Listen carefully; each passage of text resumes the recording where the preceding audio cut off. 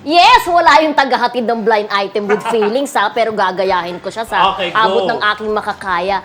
Gwapo at katakam-takam na male starlet. Jowa ng bading na Prudu. Ang male starlet na ito ay kasama sa pinroduce na movie ng Becky.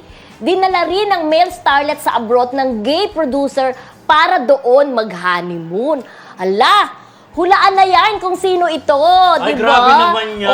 Oo. May honeymoon. Oo, may honeymoon sila. Diyos Parang, ko, hashtag honeymoon. oo, yung producer, Yan. ang haba-haba ng hair, Ikaw di ba, ba? executive producer ka na ngayon ng show. Pag may nagustuhan ka ba, dapat Mag-honeymoon kayo? mag-honeymoon ka sa abroad? Ang masasabi ko lang po ay pamilya ko ang una kong dadalhin abroad, hindi lalaki. Ay, taray! Ay. Statement yan. Oo, correct. Hindi kasi sobra-sobra ng pera ng Prudu, kaya pwede namang ibang dalhin. Correct. At ang swerte-swerte naman ng aktor na yun, ha? Pero ang gwapo-gwapo naman ng aktor, katakam-takam. Katakam-takam. Worth naman siyang dalhin sa abroad. Oh! Kaya namang clue, Tito Roldan. Baka Ay, hindi ko alam.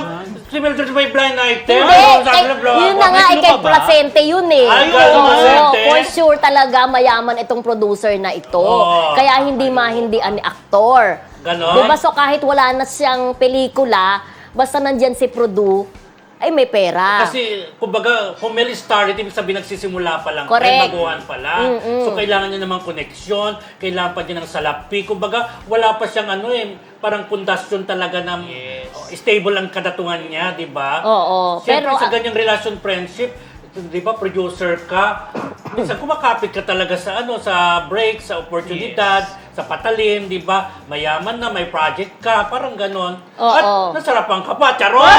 pero ang tanong, hanggang kailan? Yun lamang. Kaya alam mo sa mga Diba? ganyan, di ba? Okay lang maging practical, pero mag-ipon, pagiging ng trabaho, ang craft, maging magaling na artista, at kung may kumikita, mag-ipon talaga. Yes. Huwag yung Oo. di ba siyempre pag jowa ka ng mayaman, parang Waldas, waliwala ng pera, waldas waldas, ka eh. waldas. Huwag ganun, mag-ipon. Yes. Parang yan. Tsaka ang mga Mag-invest. ang mga Oo, ang mga importante yan. producer din na pagka may bago yun na naman, 'di ba? May ganun ba Oo, talaga? may ganun Dred? Oo, kaya Hindi ko dapat alam, ako na-inform. baka bawiin, How true? 'di ba?